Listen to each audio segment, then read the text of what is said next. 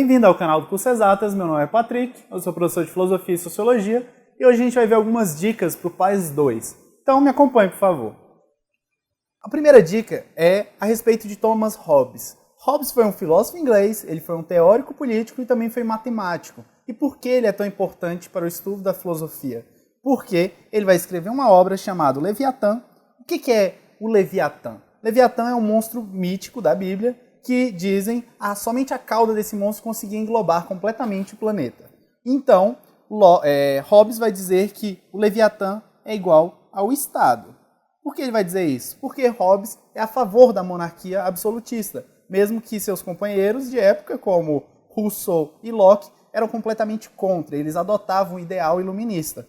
Então, Hobbes, sendo contrário a eles, vai tentar justificar a natureza humana. Se Rousseau dizia que a natureza humana era boa, Hobbes vai dizer o contrário, que a natureza humana é mal. O homem, essencialmente, é mal. E, por ser mal, a gente precisa criar um governo forte, um governo que visa o poder.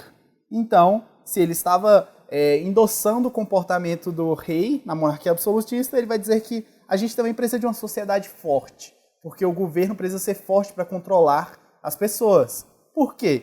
Por um motivo. Porque ele vai descrever que no estado de natureza, nesse estado pré-sociedade, os homens viviam isolados e eles viviam em luta permanente. Então, pensa num caso onde duas pessoas se encontravam na natureza, elas se enfrentavam porque elas estavam sempre em uma luta de todos contra todos.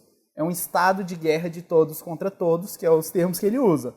O que quer dizer isso? Que os homens não estavam ali para se ajudar. Quando existia alguém mais forte, ele de alguma forma controlava os outros, porque o que reinava, era o que era mais poderoso. No entanto, mesmo você sendo poderoso, sempre vai existir alguém mais poderoso que você.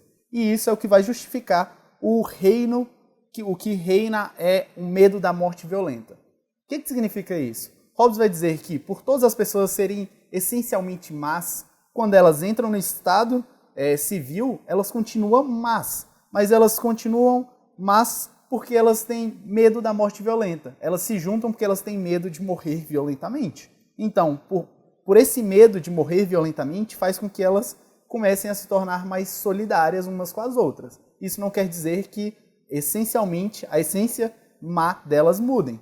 No entanto, Hobbes vai dizer que, para se proteger dessas mortes violentas, o ser humano vai criar armas e cercar suas terras. Então, aqui se cria a propriedade privada. Então, diferente de Rousseau, a propriedade privada não é vista como algo ruim, mas algo que é uma constituição normal do ser humano. Então, essa é a dica de hoje. Obrigado por acompanhar nosso canal e boa prova!